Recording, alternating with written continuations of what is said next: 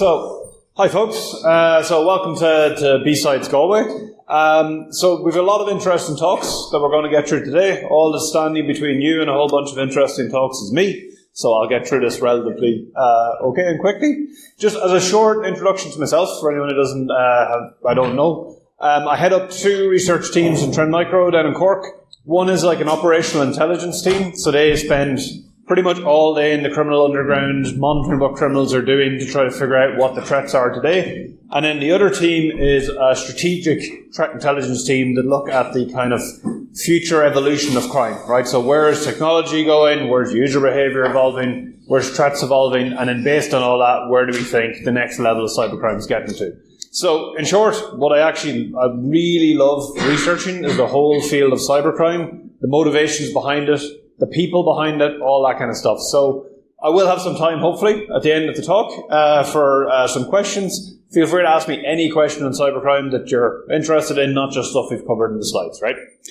So in the talk, what I'm going to talk about is a bit on the current state of cybercrime, how we got to this point in terms of an evolution and a bit of a history lesson, and then especially where it's going to go in the next 1 to 2 years or so. But rather than dive deep into kind of like technical details of like new exploits and things like that, I want to instead explain the business models of cybercrime, like that actually make money, and the human beings behind it, and that how if you focus in on them, that lets you predict what's coming next. Much more than looking at like today's top 10 exploits or top 10 malware or whatever else, right? So we're going to go on a bit of a history tour in this one, but if we ask the question, what is today's threat landscape? Then this presentation gets really short really quickly because we just say it's ransomware and then everybody goes home, right? In reality, I could add some extra ones up here. There is other ones like, business email compromise, emergence of deep fakes and AI scams and things like that as well. But generally speaking, there's kind of one dominant platform at any given time. What I want to talk about more though is what is tomorrow's threat landscape going to look like? And how do we get ahead of this? And to do that, this is actually the wrong question. The right question is, why is today's threat landscape? Which I appreciate is terrible grammar, but it looks better for transition on the slide, so let me wait, right? So the good news is we actually already have a pretty good understanding of what's coming next, or at least we can predict with reasonable confidence what's coming. And that comes down to studying, the humans and how they've evolved to different technology shifts over time. So what we're going to do is a bit of a history tour. I've broken down cybercrime evolution into distinct eras, right?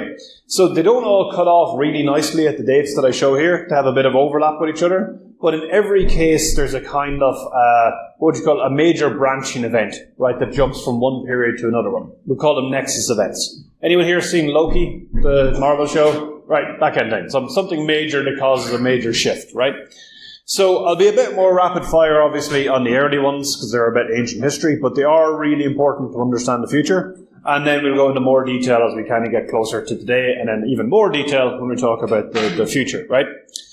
So let's go into start us all off, right? So cybercrime started in the early to mid 2000s with the emergence of kind of modern cybercrime.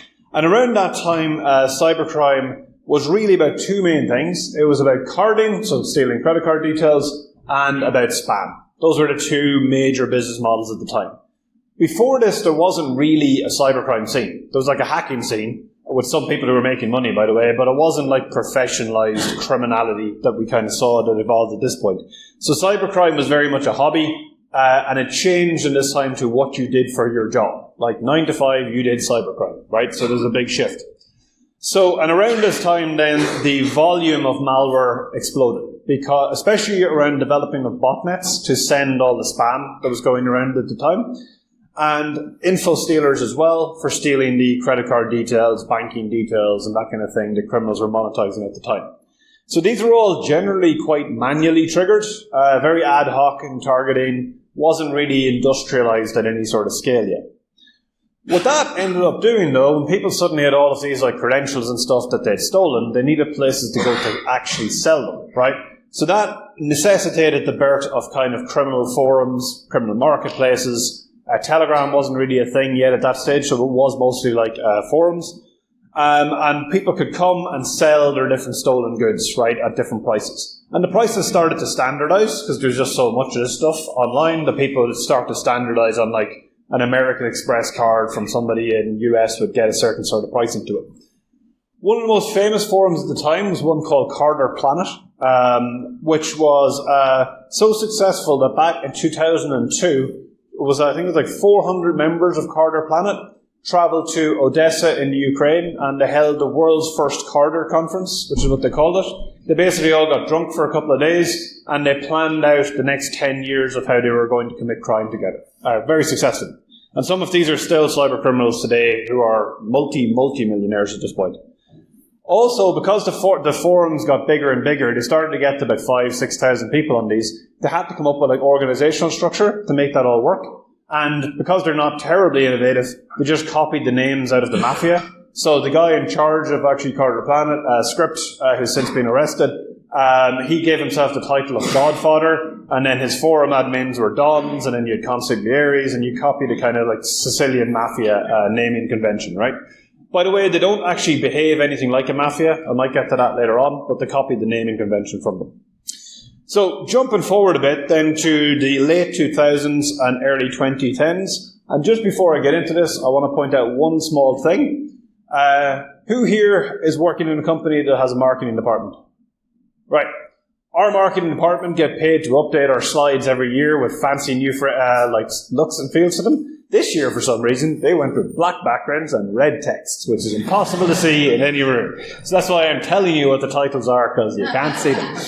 Right. Anyway, so in late 2000s, we had the first Nexus event, which was the arrival of chip and pin technology, right? And around that time, the credit card companies who'd been losing a fortune from all this stolen cards actually started putting like proper fraud detection and things in place when you go and bank and stuff or shop online. So the criminals, as a result, had to pivot a bit from carding, where they pivoted to... Now we're down to like intimate mood lighting. Right. Okay, so what they pivoted to was to the banking industry. So genuinely, believe it or not, up in the top left is what an actual financial site looked like back then. This is not like something that like a teenager put together. And then down the bottom, they would inject extra fields. So they would do all that kind of like, what is your mother's maiden name? What's your pet's name? Whatever security questions that you happen to have at the time, right? So one of the most popular malware for that at the time, and this is going to be still important even in today's world in a minute, was one called Zeus, and that was the one generating these extra fields in there, right? A key reminder, though, at the time, the banks were getting hit for a lot of money because people were stealing money out of them, but they weren't actually the target of the crime. All cybercrime at the time targeted individuals, not companies. So it was like my bank account or your bank account. It wasn't like AIB or Bank of Ireland that was being targeted, right? Also during this time, we saw the emergence of some key cyber criminals who would go on to revolutionize the entire industry and are still major players today. So the first I want to talk about is the guy on the left, Evgeny Bogachev. He was the author of that extremely popular Zeus banking Trojan I mentioned. What set Zeus apart wasn't just that it was really, really good at stealing banking details, but was also how he actually built it. So rather than building it and then just using it himself, he actually made it available for a monthly fee. So you subscribe to Zeus, you pay a certain amount per month. There was different tiers depending on the level of features you wanted. You had like customer service. He would fix things if they broke, all that kind of thing. And that really drastically dropped the barrier for entry for cybercrime. So now you didn't need to know how the actual stuff worked. You just pay a fee, you get a product, you deploy it, game on. You start making money, right? On the right-hand side, joining Bogachev in his Hall of Fame is one of his key customers, Maxim Yakubets. Remember that name. It's going to come up a bunch later on. Maxim was one of the largest users of Zeus and made a lot of money out of it. And the way he ended up doing that was he realized he wanted to get this software onto as many machines as he possibly could so that he could make money from that. So to do that, he had to come up with really innovative ways to make massive botnets that he could deploy this on. Problem was he ended up compromising so many millions of machines that he actually didn't need them all. So he started a whole separate business where he would sub-rent out infected machines to people. So he might deploy Zeus on some of them. For other people who wanted to send spam, he'd be like, sure, I'll give you 1,000 machines today. You pay me this much per machine. Oh, you want ones in Ireland? I can give you Irish ones, I can give you French ones, whatever you want, right? So both that really then changed again how easy it was to get access to infected things. To give you an idea of how successful these two were, and people like them, the FBI have accused Bogachev of stealing $100 million from the United States alone. That doesn't count anybody in the rest of the world, that's only from the United States. And both of these individuals have wanted notices on them, as you can see here. If you can have any information that will lead to the arrest of one of these two, you will get paid about $5 million by the FBI. Assuming that Elon hasn't actually scrapped the FBI by the time you actually get to talk to them, right? But as you will see, for reasons later, neither of these are ever getting arrested. So, okay, right. Now we're really down to dark. Maybe we could probably put the lights on in the back of the room and say, right? So what is most important here is that what they ultimately created was something called cybercrime as a service. So they've broken the link between people who actually developed all of this stuff and actually your ability to commit it at scale. And over time, a whole ecosystem to support this exploded. So we had exploit kits, we had spam, we had botnets, we had everything. Essentially, all that would stand in the way between you and building a criminal enterprise was you just thought up the idea, you went to the individual people, and you just paid for the different services, stick them all together, and hey presto, you've got cybercrime. And if you want to know why this is as successful as it is, this is the same sort of like microservices model that cloud computing is based on. And like the Amazon, where you just stitch all these things together, and hey presto, you've got a cloud app, right? So very, very successful. Fast forwarding then to 2013, up to about 2015, and what you'll see here is the gaps between these major Nexus events get shorter and shorter. It used to be about 5-6 years, now it's every about 2 years something major happens. So in this period, two things kicked in at the same time. You had encryption and you had Bitcoin, right?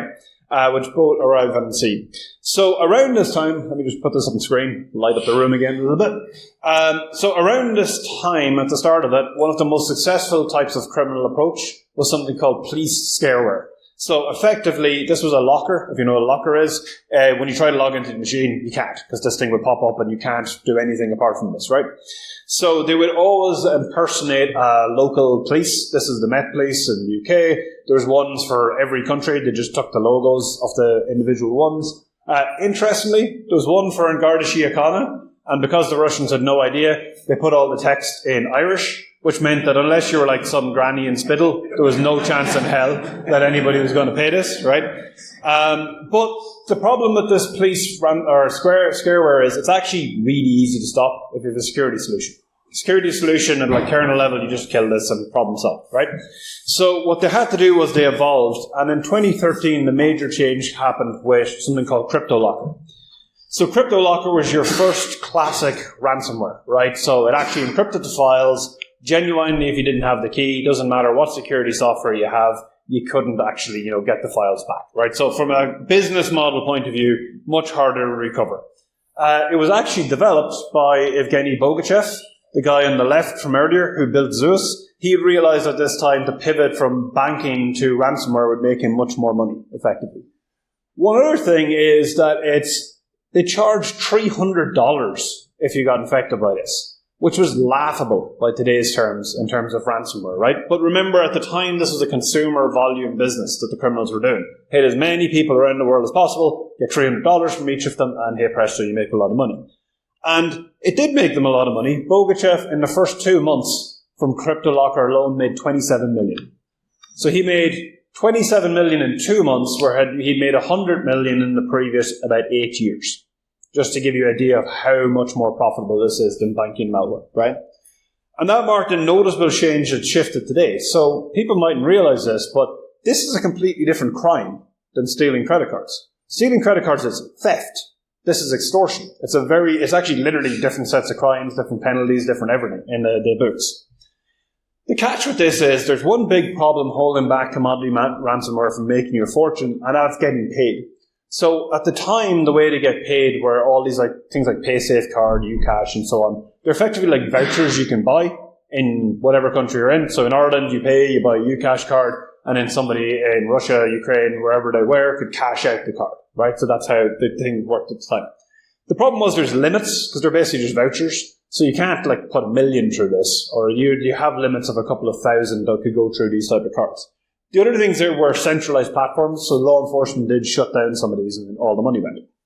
So Bitcoin comes along and changes all that pretty drastically. So Bitcoin actually was invented in 2008, I think. It got more popular in cybercrime around 2012, and then really like 2013 onwards, it got used massively, right? And to say it had a massive impact on cybercrime is a vast understatement. So the reason why Bitcoin single-handedly, it solved 5 major issues the criminals were having at the time, all in one go. So first of all, it provides a really good layer of anonymity. As long as you keep your wallet separate from your real identity, you basically can't trace who you are, right? Second thing was, it's not so easy to seize. So as long as the criminals keep their private keys, some are normally offline, ideally not in a major crypto exchange, then again, nobody can take the money off the blockchain. Third thing was, it bypasses borders. And this is really important. So at the time, there was next to no regulation on Bitcoin. There still is not great regulation on Bitcoin. But it meant that somebody who got infected with ransomware here in Ireland or United States or whatever could now wire money directly to Bogachev's and his friends over in Russia through the system, right? Cash out was another thing that became really easy to do. So if you have a whole bunch of Bitcoin and you go to one of the exchanges who will turn it into like, cash for you or like wire it to your bank account, they'll take a fee of a couple of %. Well, it's not too much. Whereas at the time, how it used to work with carding was they would have whole networks of money mules who would receive things like iPads and expensive like laptops and cameras. They then reship them and resell them. And genuinely, you would lose about 50% of your profits going through the money mule networks. So if you made $1 million, you ended up with $500,000 by the time it was done. Whereas with Bitcoin, you end up with 950,000, right, of that money. And most importantly, it can handle really large transfers. So as the blockchain got more popular and all the crypto bros kind of piled on top of it, suddenly you could transfer hundreds of thousands or even millions through the actual system. As you can see from the picture, the stock image here, Bitcoin is also very associated with disembodied spirits and hoodies.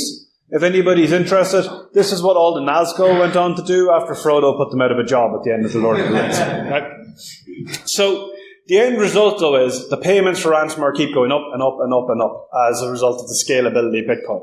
And that leads to a class divide in cybercrime, which is really important to this day. So on one side, over here in the kind of right-hand side, right, you have the original like carder elite class who'd made literally millions, right, from doing carding. They were now joined by these people who'd come along and done the commodity ransomware and become millionaires and so on in their own right.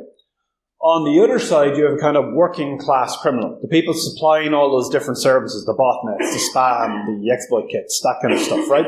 And because they're not as directly touching the final victim, their job is not as risky from being caught by law enforcement and so on, but they just don't get paid as much money as the kind of more elite class over here do. Now, they're still getting, don't feel sorry for them, they're still getting paid much more money than like a normal wage in the country that they're in, but there is this kind of class divide that's starting to happen between the two, and that gets really important as we go into today's world. So, jumping up to the next period where we start seeing ransomware evolve. So, the biggest problem was there is a limit when you're targeting individuals and you want to steal money from them with ransomware. There's a limit to the amount of money you can get from them because people have a limit to the amount of savings they have. I don't know about you, but I don't have millions in my bank account, right? So who do you target if you want to get even more money? And the answer is pretty obvious. You target companies. They have millions, right? But that changes things completely. When you start to target companies, not individuals, the entire landscape changes. Because if you're targeting an individual, you send maybe some spam emails, you get them to click on that, or like a drive-by download on a website or something. But when you target a company, you have to get in initially, laterally move around the network, take over like admin rights, disable the security software, all of that sort of stuff. And it's a completely different ecosystem to support that than a whole bunch of botnets sending spam every day for you, right? So it's also, at the time at least, a lot more manual in nature. So we entered a world of very human-driven ransomware, but getting paid way more money in one go than the like $300 that they were getting off individuals. So we moved from a world where it was cybercrime as a service to one that was really ransomware as a service. The entire ecosystem changes to support and prop up this kind of emerging setup. And one of the most important roles in this ecosystem was what were called initial access brokers. So essentially people who would compromise a company or organization, and then they would go into their marketplace and say, hey, I've got a company for sale, and they would sell it on, and the ransomware guys would buy that, guys or girls would buy that and then monetize it and do the ransomware side. The problem is the initial access brokers are charging maybe thousands for access to a company, but the ransomware groups are later making hundreds of thousands from ransomware. And the initial access brokers don't like that much for obvious reasons, right? Because they feel like, we've done all the hard work, you just deploy the ransomware in the network, like who cares, right? So what ended up happening was, rather than going for a flat fee, some of these initial access brokers evolved and had an agreement with the ransomware groups where they became what we now call affiliates. So they would split the money, effectively. They would say, you know what, we will do everything. We will get into the network, we will disable the security software, we'll have admin rights, we will do everything up to the step where we just deploy your ransomware, but we're taking more money out of this. We did way more work than you did. So it ended up being normally like about a 70-30 split. It's pretty common. It depends on the affiliate. Some affiliates maybe 80-20, but generally like 70 in favor of the affiliate, not the ransomware group. And that might seem weird. Like, if you're a ransomware group, why would you give up 70% of your profits to some fellow? The reason is because it scales it up massively. The ransomware groups just build a decent ransomware that works, and then they just sit there, and they let the affiliates do all the work for them, and they're essentially taking 30% of everything while they have to do very little work. And they actually, by doing this, the ones that embraced it made far more money than they ever did when they were individually targeting people themselves. So ransomware had switched from a malware type very much to a service with a very good ecosystem around it. And it broke this traditional link again between the developer of the core, like malware, ransomware, whatever, and the people who are actually making the most money out of it, which was the affiliates in this case. So the whole ecosystem pivots again around this whole ransomware as a service. And it was actually really less common to see theft-based services as a result. So even like info stealers nowadays, info stealers can, of course, steal credit cards and banking details, but it's not uncommon to find people who run info stealers in a company network, do genuinely get some credit cards that might have been lying in the machine, toss them away. Just don't care about them. They're irrelevant. They just want the VPN details, the RDP details, the things that get you into the actual company itself.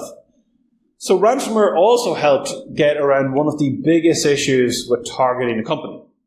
So if you go and you hack a company tomorrow, and by the way, don't go and hack a company tomorrow, right? But if you did, you end up with, let's say, terabytes of data you've pulled off their network. Cool, great. And that's full of things like, customer lists and source code and documents and everything else. The problem is, how do you make money out of that? Right? So yeah, of course you can rip through it and you get banking details and stuff like that and sell them on. But it's all the other stuff. Like, maybe you could sell it to a dodgy competitor of the company, but that really doesn't scale well. And there's no guarantee you're getting paid.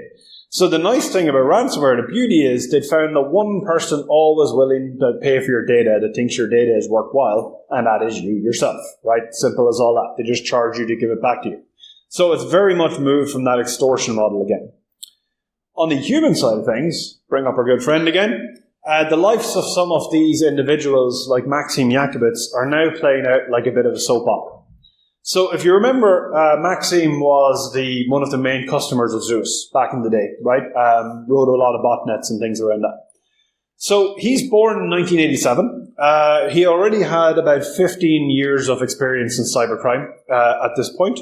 He'd also successfully pivoted from the banking days into the ransomware days, into the ransomware as a service days. He's quite a good business person. He set up a criminal group which is known as Evil Corp, which is not subtle at all. I mean, that tells you what they actually think of themselves. And if you remember a ransomware called BitPaymer or Doppelpaymer, this was Maxim Yakubits, was the guy behind that. Here is a kind of fuzzy picture. That's Maxim standing, chatting to a local police officer who is probably corrupt in St. Petersburg with one of his many Lamborghini. This one's a Lamborghini Hurricane. He owns about 8 of them. This is his favorite one because, I don't know if you can make it out there, but these 3 letters spell out thief in Russian, which again, not subtle, right? This type of person. So these are the type of cars people like him are driving around. More importantly, here's a picture of his luxury wedding. His wedding cost $250,000, and it is to The lovely lady here, whose name, actually, you know what, she didn't do anything wrong. I'm not going to tell you her name. But she is the daughter of a 4-star general in the Russian FSB. If you don't know who the FSB are, the FSB were one of the intelligence agencies that grew out of what we know as the KGB, which probably everybody's seen from James Bond movies and so on, right? So around that time, Yakubits himself also started working for the FSB. So he had a day job working as a spy for the nation state of Russia, and on the side was running a criminal business, which, by the way, the Russians were completely aware he was doing and just didn't care, right? So he would kind of do these two together. So if you think about for a minute these type of actors, this is an actor with about 2 decades of experience in cybercrime, right? So some of you here in the room have maybe 2 decades of experience in like cybersecurity.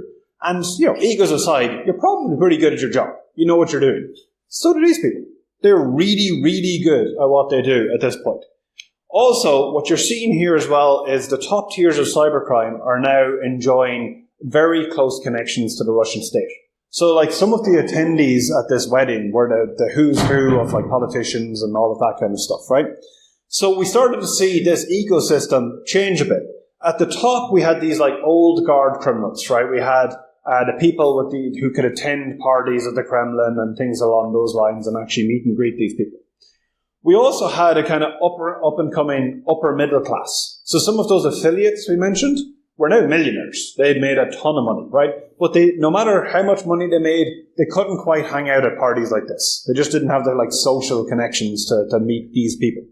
And then you had essentially a working class criminal, a kind of gig economy of the people supporting all of that. Still making good money, but just not in the millionaire kind of status, right? And that's all going to become really important later because obviously the kind of working class criminal wants to become the middle class want to become this old guard and go to the fancy cocktails with the fancy cocktails? Fancy parties with the cocktails, right? So, bring it up to 2020 and we get to the Nexus event to end all Nexus events. And of course I'm referring to the arrival of Tiger King on Netflix. COVID, right, obviously, was the change here. So sorry to any Carol Baskin fans in the room, we're not going to have more stuff on that one. So the pandemic ultimately completely upended security, right? So all these ransomware groups have been targeting companies with nice perimeters and people sitting in offices, and now suddenly everybody's working at home, and that completely changes how you target them. Because if you compromise the home, that gives you a backdoor effectively into the business, right? So anybody who's had to secure any company in the last couple of years with like working from home knows how all of this changes, right? But from a criminal attacker point of view, there's a couple of things they have benefits of. People, when they're at home, tend to be more susceptible for clicking on things than when they're in the office. There's loads of studies on this, right? That just, you don't feel you're in an office environment. The other thing is, there's a lot more focus by criminals on network intrusion. So things like compromising VPN credentials, RDB credentials, hacking routers, all of that stuff, like targeting the people in their home. And that is still one of the main ways into companies today, that even though we've kind of moved on from the working from home model a little bit. The two other major shifts happened at the same time. The first is that we saw an explosion in the number of different ransomware groups that were out there. So this kind of the Russian kind of speaking ecosystem of as a service makes it super easy to spin up a criminal business. It's a little bit like Silicon Valley, right, in the US, right? It's really easy to stitch these things together. And we've also seen that within this world, you've got these Yakubits and Bogachevs who almost work a little bit like the Steve Jobs and Elon Musks in Silicon Valley, that like they create new business models and then everybody else copies them and moves along and follows them, right? The second thing that happened around this time is that ransomware and GDPR got together and basically had a baby, and we call that baby double extortion ransomware, right? That's not exactly what happened, but I've been told that any good story should have some element of romance. So in a cybercrime talk, this is as close as you're going to get, right?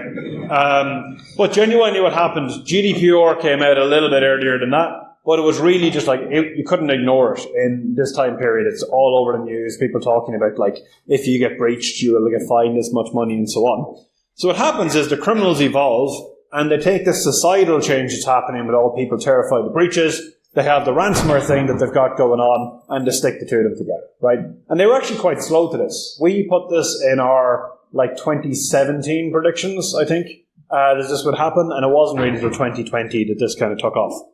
So the thing is, ransomware has a fatal flaw, which is backups. If you back up your stuff, ransomware's less of a problem. You just basically, people say like, haha, you can't have your files back, and you're like, go away, and you restore your network. It's a pain, but it's not like a company-ending event. But when you take that information, as anybody here probably knows at this stage, and you decide to add a third crime, so not theft or extortion, but blackmail into the mix, then you have a whole extra way of hitting up different companies. So companies might not pay to get their data back because they can restore it, but they will pay to make sure that their customers don't realize it's all been breached, or the friendly people at the data protection authority come along and knock on their door, right? So the result of those changes had a knock-on effect into cybercrime, and the power in the cybercrime ecosystem shifts drastically. Because there's so many different ransomware groups, now all the power rests with the affiliates. Because they can go to any ransomware group they want. There's dozens they can pick from. And what would regularly happen was you'd have some ransomware affiliates that would partner with 2 or 3 different groups. So, if they hit like a major school in America, they might be like, oh, the Conti group like those type of victims, I'll sell to them. Or another time they hit something in Ireland and they sell to the Klopp group or whatever. So they have different rates and everything with the individuals. So we really saw that kind of change where the affiliates became the most powerful members here. The second thing is, when you have this double extortion ransomware, right, you get paid more money by going after bigger brands. Because the whole point of double extortion is that it's brand damage, right? You pay to avoid your brand being damaged. Bigger the brand, more money at risk. So criminals started going after bigger and bigger targets, including even government level targets, right? And that's going to be important in a minute, because all of that means these stories become household names, and they make it onto the BBCs and the Skies and the RTEs and everything else. And everybody knows that ransomware is a problem, including politicians, who in turn are going to put pressure on the law enforcement to actually do something about it, right? Which is going to come up in a second. So, as an aside, super dark. Sorry, please don't fall asleep for a minute. Right. As an aside, it was around this time that a concept of big game hunting started being talked about, which is the idea that these criminals were targeting individual big companies and then double extorting them. And that's a really big misconception in ransomware, is around targeting. So any report you see in ransomware and attacks like that will have breakdowns by industry or breakdowns by region. And of course, one of them is going to be higher than the others. So people read these and they mistakenly think, oh, they're targeting the banking and technology industry and North America. That's what they're targeting. That's not the case at all. Ransomware does not target anything. Never has. Just doesn't work that way.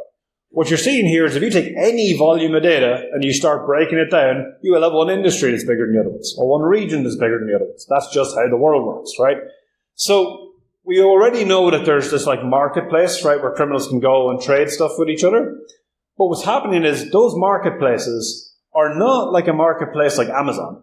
They're not where you can go in and go, I want to have access to University of Galway, or I want to have access to Trend Micro, or I want to have access to whatever. They're much more a marketplace like a farmer's market, where you go and you turn up in the day, and there's one person who's like, I've got some fresh fish for sale, somebody else has some fresh bread, somebody else has got, I don't know, crabbeens, or what did they eat in Dublin? Coddle, right? Something like that, right? And you just basically go in as a ransomware person and go, okay, I'll take some of that, and I'll take some of this, and I really hope to have some fresh pineapple, but you don't have any, I'll get mangoes, right? So they'll just take whatever's available at the time. So it's not big game hunting, it's more like big game triage. They're going in and just out of everything that's been caught by the people who are gaining access to companies, they're taking the most interesting ones for them, if that makes sense, right? But they're not targeting them as such.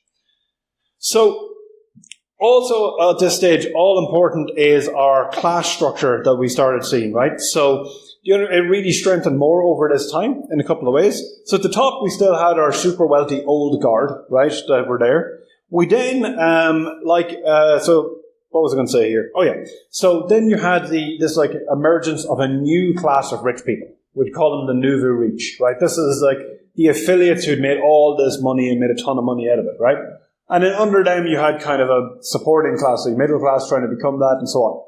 The interesting shift here happens is some of these nouveau riche people that were the affiliates and the ransomware people, they were actually making more money than the original old guard who were sitting drinking brandy with the high-powered people in the place. And they were actually starting to look down on them a bit. They remembered when they were asking, hey, can we come to the cool party? And we're told, go away. So there was actually a split happening. So you have this like old super wealthy people who had the money from the carding and stuff like that, but they weren't allowed to play anymore with the new kids who were making loads of money. It's a bit like actually you see this in the tech industry as well, in like Silicon Valley and stuff, right? So that split is going to be really important because it means some of those people can't get involved in ransomware anymore. The other thing then, this finally brings us to the current era, the last 2 years or so, and then we're going to jump ahead to the future. So this is a really interesting period for a couple of reasons, because there's a couple of changes ongoing at the moment. And a good way to look at this is looking at some of the payment data around ransomware. So I've pulled some data from Chainalysis. They're a blockchain analysis company, and they effectively have really good visibility because they can see all the payments that are going through. So ransomware had its highest every year in 2013, 1.25 billion at least, minimum, right, that they actually made. And a lot of that was brought around by some technical innovations they were doing and so on. Also some business innovations. One of the things they realized was that if you're going to start charging millions to companies for extortion, you have to behave like professionals. You can't behave like street thugs. You can't just like turn up with that. So they would actually be very professional when talking to people, because the C-level people they were extorting, if they were going to send millions to somebody, the people they normally send millions to is another business. So they talk business language. So that got them like just more professional, more money. But over time, ransomware has become a victim of its own success. And as you can see, it's dropped down pretty substantially for last year. So what happened was it actually stagnated.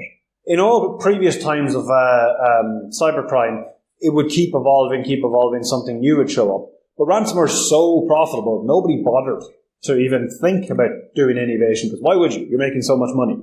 So a couple of things happened in the last year that really hurt their business models and means that we're going to actually have an evolution happening in the next couple of months, most likely. So it was also during this time period that AI came out in a big way, and our technology industry really heavily adopted AI. But the criminals, because they were more lazy, didn't do much with it really. So far, we've only really seen criminals, they've used AI to write better code, like anybody, right? So everybody knows how, hands up here, who knows how to code, right? So as we all know, the way you code is you go to Stack Overflow, you go cut, paste, you put it in, it doesn't work, and then you compile it, right? Nowadays, you go to ChatGPT, you go cut, paste, and it also doesn't work. So it's substantially better than it used to be. The other thing they used to use it for is phishing emails. This does actually get better because you can have really realistic in any language you want, and ChatGPT or DeepSeek or anything else are really good at this. They also embraced deepfakes, and they did this in two ways. So using deepfakes for either volume scams. Well, in this case, they're impersonating the CEO of Binance, and this is a crypto scam. Like, he's telling you invest money in this coin, and of course they're going to cash it out. Or they would have it in very targeted deepfakes. There's a famous example of a company getting hit in Hong Kong, and it was I think it was either a team or a Zoom's call. But everybody on the call, apart from the victim who was in the finance department, was a deep fake version of one of the executives. And they basically convinced the person to wire 25 million there and then, right? So this type of thing. But honestly, none of this is particularly earth-shattering. So it's not like revolutionizing what's going on. It's just a little bit better at what they were doing already. And there's a very good reason for that, and that is so when it comes to criminals rarely evolve unless they have to. And internally in Trend, we have 3 rules we always use when we think about getting into a criminal's head. The first and simplest is criminals want an easy life. That is the entire point of being a criminal. Otherwise, you would do a real job and get paid, less for it, right? So, second one is that for criminals to adopt any new attack, the return of investment off that attack has to make more than what they're currently doing. Otherwise, what's the point, right? And ransomware, remember, is insanely profitable. And the third one is cybercrime is an evolution, not a revolution. Criminals make small increments to what they're doing. They don't innovate unless they really have to. And that's when those nexus events come in, where they just have to change, right? Because the world has moved on in some way. All of this is happening where you've got these lazy, admittedly wealthy criminals in a time where in our world, technology is exploding. The rate of change of AI is insane. Every couple of months, models jump ahead massively. And that's putting them at a major disadvantage. The second thing is that during this time period, over the last year, law enforcement started taking attention and really zooming in and damaging these groups. Because remember all those big breaches? They had to do something. Politicians were asking them. So there's dozens in the last year. I'm going to call out 3 in particular that are interesting. Trend were involved in 2 of them. The first was Lockbit. Lockbit was the biggest ransomware in the world at the time. What law enforcement did was really nice. They seized the leak servers of the ransomware and then leaked details about the group themselves on their own leak servers. So they put up their Bitcoin wallets, their code, who they were, all sorts of details actually about the group themselves. They also named the author, who is still wanted. He also made 100 million, as it happens. A guy called Dmitry Kurashev. So he's a massive bounty in his head. Interestingly, Apple also want to talk to Dmitry. Apple want to explain to Dmitry the correct way to wear AirPods. So the second major one that was from last year was Operation Endgame. Endgame took down all these botnets you see over here on the left quite successfully. Now, why does that matter? If you remember, ransomware is part of a big ecosystem, right? So when you get ransomware in your network, it's not just that you clicked on an email and hey presto, ransomware. It's generally there is botnets that get deployed. They then resell the access to your information. And this 6 here were by far the biggest botnets, loaders, and enablers for ransomware. So that really crippled a lot of how they would get on the networks. And the third one that made a big impact was Operation Stargrew. This was the takedown of LabHost. LabHost is a phishing as a service. Quick show of hands, anybody got an SMS saying that your e-toll data is needed, or what are the other ones they do? You've got something stuck in customs and you pay all them. That's LabHost, right? 90% certain it's going to be LabHost that was hitting you with those messages. But they would also be one of the main enablers of phishing in general for just getting people in companies and then selling onto the ransomware groups. So we actually helped in this one. We managed to arrest, not we, but the NCA managed to arrest one of the authors or one of the 2 admins of LabHost. Personally, I think it's a good thing. They saved him just before he got on a Ryanair flight. So, after positive. They also kicked in a whole bunch of doors. This is up in Dublin. Got a lot of money from a lot of the users at the LabHost platform. But the problem with LabHost was there was 2,000 users of LabHost, and they ultimately, we knew we couldn't arrest them all, and there was a second admin who we couldn't actually get. So how do you damage the service so much that it can't come back? Well, quick question. Who here has a Spotify account? Show of hands. Cool. So you know your Spotify Wrapped where it tells you like your favorite artists and things of the year? For me, I know it doesn't look like it, but it's all like metal and like Bambi Thug and stuff, right? But we came up with the same idea, so let me just play this through. And this is what law enforcement sent to every single person on LabHost. Welcome to your LabHost Wrapped, your recap of all the data we have about you. This recap has been made in partnership with International Law Enforcement. We valued you as a customer ever since the day you joined. We've been collecting your data that whole time, and now we've served it to police on a platter. You've paid a high premium for our services. I hope you didn't think anonymity was included in the price. We've been watching you every time you visited us. So many IP addresses. Honestly, I don't know why we kept them all. Remember these domains you've used on our site? Such creativity. I wonder if the company's legal teams will be as impressed. You've targeted victims all around the world. The police there may not be too happy with you. Think carefully about where you go on holiday next. That was your 2023 LabHost Wrapped. LabHost is dead now. Maybe we'll come back. Maybe we'll collaborate with police again. They've certainly enjoyed going through our data, and I'm sure they're looking forward to seeing you soon. Sure. That song sticks in your head after you've heard it for the 1,000th time, which we did when we were putting videos together. But anyway, what they also did was they contacted on Telegram all of the users of the platform, because it takes a long time to arrest people. So they were like, for full confession, please press 1, press 2 if you'd like to go to your nearest police station, and this type of thing, just trolling all of them. I got to see the replies to this. There's a lot of just really offensive language there, please. But the whole thing worked, because 24 hours later, the other admin shut the service down. They just went, our brand is toxic, nobody ever wants to work with us again, and they actually left it. So but interestingly was, with all these law enforcement arrests and takedowns and forums and so on, we enter this kind of post-trust era where criminals no longer could trust anybody. They couldn't trust the platforms they were using. They couldn't trust each other. And that really breaks things. So we go back to our class system. We had the old guard and all these, but we also had these like disruptors in the side.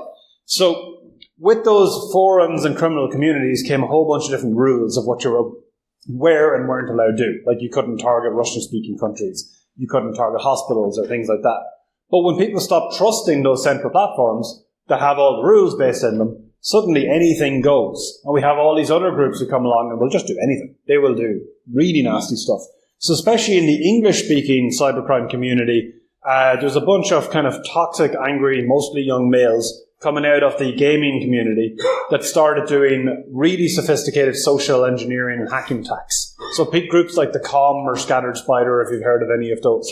And they started mixing in violence as a service as well. So we've seen many cases, including in Ireland, where some of these groups, they had to get cryptocurrencies off some of their rivals, would work with a local criminal gang, send somebody around to torture the person until they gave the passwords for their crypto wallets and then empty their accounts out. So this sort of violence and mafia type stuff is starting to come into cybercrime as a result. And it's not a big leap to think that when these groups start doing things like ransomware, they would also do similar extortions on the actual CEOs of the companies they're targeting. Like, we know where your daughter or son goes to school. If you don't want us to pick them up and do horrible things to them, then you're going to pay for this. And by the way, here's a picture of them going into the school. That type of thing. So, to recap, we've covered a lot of the different changes over different times, right? And how they actually build up. But as you're hopefully seeing here, the business models and the human motivations are really what drives each of these changes, right? So, by the way, I know I focus on ransomware, but it just tends to be the dominant model in any one of these periods. Of course, there's like crypto mining, cloud attacks, there's BC, there's other things as well, right? But we're getting up to the point of 2025, and like what will happen next in that space. If you are interested in any of the old space, by the way, we have loads of free papers. There's like 50 of them over the last 15 years that I've got a chance to work on that deep dive into all of these in more detail than I go through today. So just literally Google like Trend Micro English Underground and you'll find a link to all of them, right? So 2025 onwards, we're now at the point where we have another one of these major Nexus events happening. Because there's 4 things happening simultaneously that are not great for criminals. First, ransomware is on the wane, right? Secondly, law enforcement are more successful than ever before. And the security industry has embraced AI in a big way, which makes it's much easier to detect this stuff. And then you have this whole like current class system they have. So how can they jump forward once again as criminals? And the answer is pretty obvious. You embrace AI, right? For the simple reason that you don't have a choice. The entire world, there's like a gravitational effect in the tech industry of AI where you have to embrace it. But it won't be like large language models like ChatGPT that are going to deliver the future for criminals, or even the Gen AI that makes like things like deepfakes and so on possible. That honor is going to go to what's called agentic AI, right? So, agentic AI, this is something that we've studied in detail already. There's a whole bunch of free papers that you can go and read up on if you want. So if you've ever seen a demo of something like OpenAI's Operator or Google's Gemini 2.0 and some of those, or heard the phrase large action models, that's kind of the direction that agentic AI is going. I'm going to take a bit of an educated bet, but by early 2026, or certainly by the end of 2026, each of us will have an AI-powered coworker in our normal businesses. That will just be a standard thing. And large language models don't do this on their own, because if anybody's ever used a large language model, you know you have to QA the results coming out the back of it, right? But unlike that, and unlike this kind of goal of creating like a super intelligence, that's not the goal of agentic AI. The goal of agentic AI is just replace a knowledge worker from the pre-AI era with somebody who does the job pretty much as well. And the way that generally works is, instead of having one all-powerful AI, you have an army of kind of AI agents, each with one speciality that they are better at than any human who's ever lived, but that's all they do. That's all they know how to do. So like in a business context, you could have one agent that specializes in finding free meeting times for people to meet up. Another one that's really good at ripping the notes out of the transcript. Another one that makes action items out of it, and so on, right?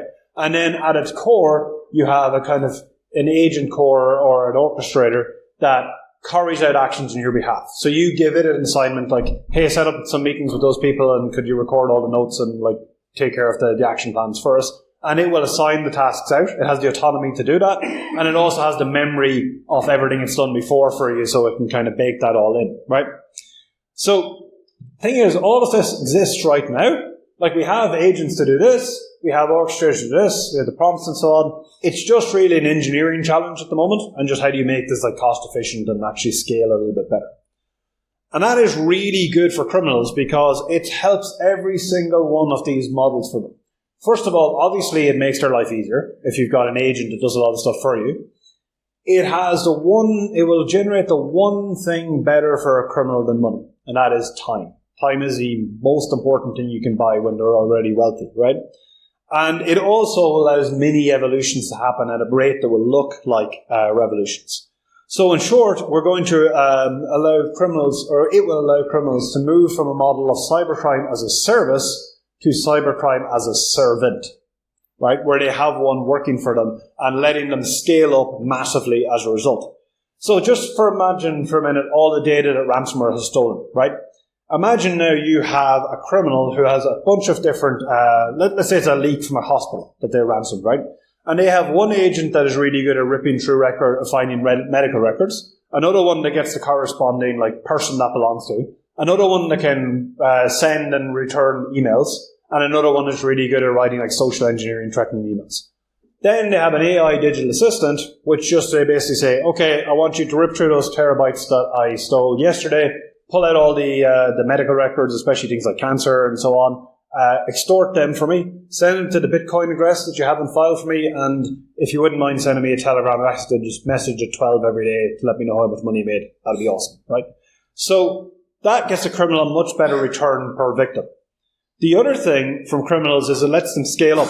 So we make the mistake with cybercrime of showing charts like this to represent like all the infected people, and we say like this is the cybercrime market.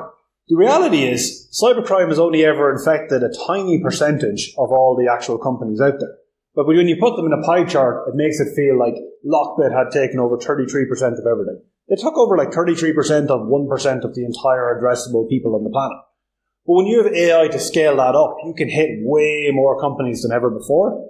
And criminal groups don't really compete with each other. They're rivals, sure, right? But they are happy to share their approaches with everybody because there's so many companies to hit that everybody's going to be profitable as a result.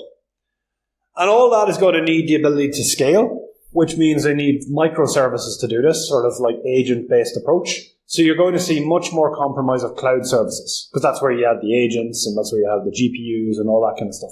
So they will hack people's cloud services and genuinely use it for like what the cloud is meant for, not just deploying crypto miners, but use it to build these agentic AI at scale.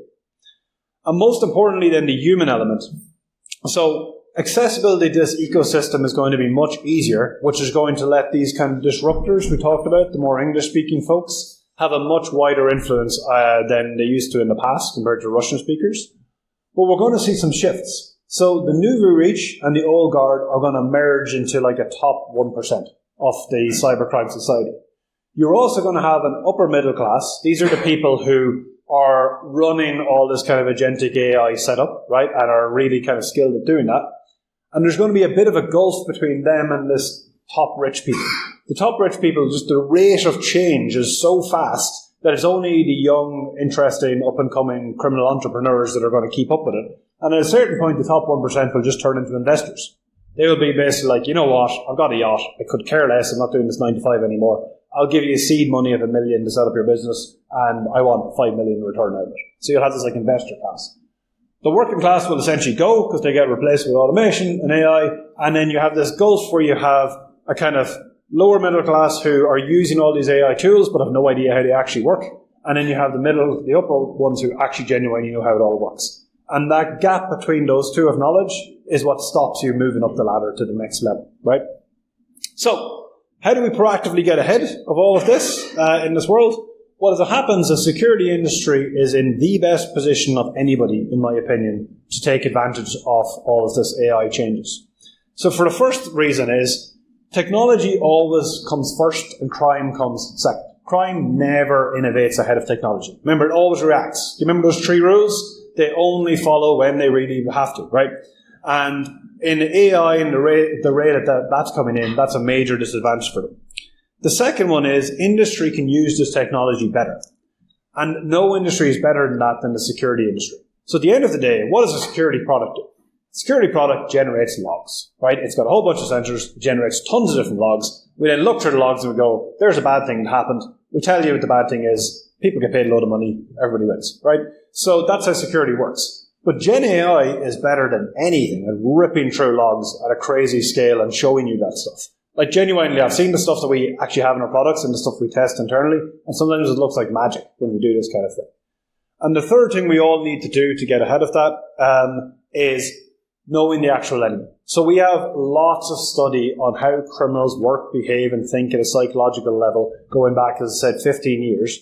We know, and so if you want to know how criminals and that are behaving today, each of you, you're doing exactly the right thing. You come to an event like B-Sides Galway, you soak up every piece of information you can, and you learn that. And then in terms of thinking about the future becomes way more predictable when you're predicting what humans are going to do next and not some piece of code or piece of malware. You put all that together and you end up with proactive security. So to wrap it up, thanks everybody for coming along to the talk, listening to me. I'm personally looking forward to listening to the other ones later on. And I think we've got like 3 minutes for questions. That took longer than I thought it would. And let's turn the lights on.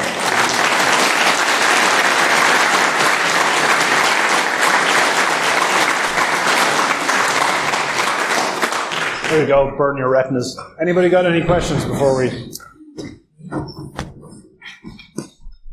Yeah.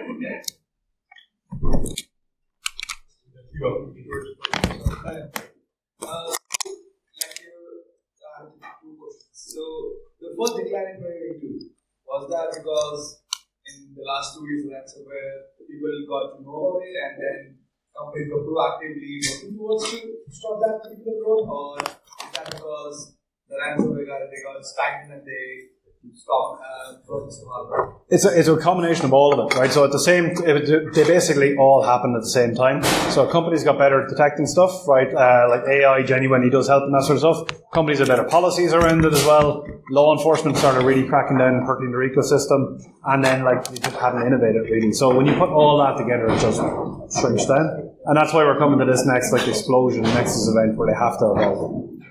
That's my question was, where does it stand? Like, everyone else use AI to make better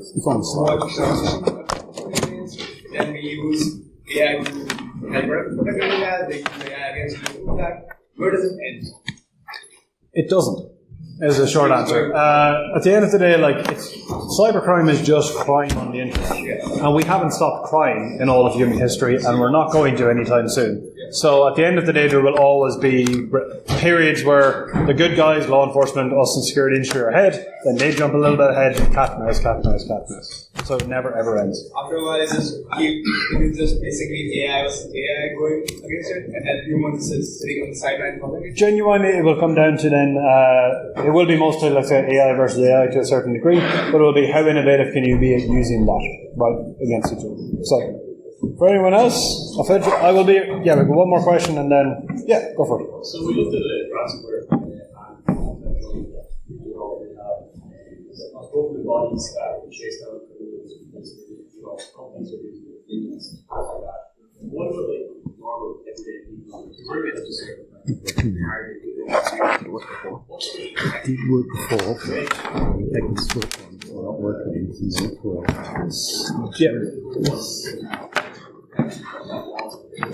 Yeah, so for the average user, for protecting yourself, obviously there's things like security software and so on, right? But honestly, what it's all about is if you think about, again, the criminal point of view, right? The criminals want to target millions of people, right? If they're going for a consumer model. But what they'll do is they go after the easiest ones. They don't have time to deal with the person they half infected and didn't quite get the detail. Just toss that to the one side. So you just want to make yourself. It's like that whole. You probably heard the joke before about if you and your friend are running away from a lion, you just have to run faster than the other guy. Right? It's that. You just raise yourself a little bit above the baseline level of everybody, and the chances of you getting hit by criminals is substantially lower because you just be like, ugh, I'll just go hit you. If a crime occurred, honestly. In today's ecosystem, anywhere in the world, there is not a good setup for you. It just isn't, right? And the thing is, nobody reports it either. I'll finish in this one, right? But quick show of hands, who here has ever had a malware infection on your machine? Any machine you ever had? Right? You got a pop-up. Right. Did you go to the police station or the guard station and go, look, my laptop? And, Sergeant Joe, or whatever his name is, like, oh, great, I know exactly what to do in this scenario. It doesn't happen. Nobody reports this stuff, right? Because we don't see it as a crime, which is a problem in itself. So it gets underfunded because the guards don't have anybody saying we had 1,000 people this week come into guard station saying they got a banking malware. So it's something we need to fix. But I'll be around later on for the party shindig, and yeah, Karamagda, folks. Thanks very much.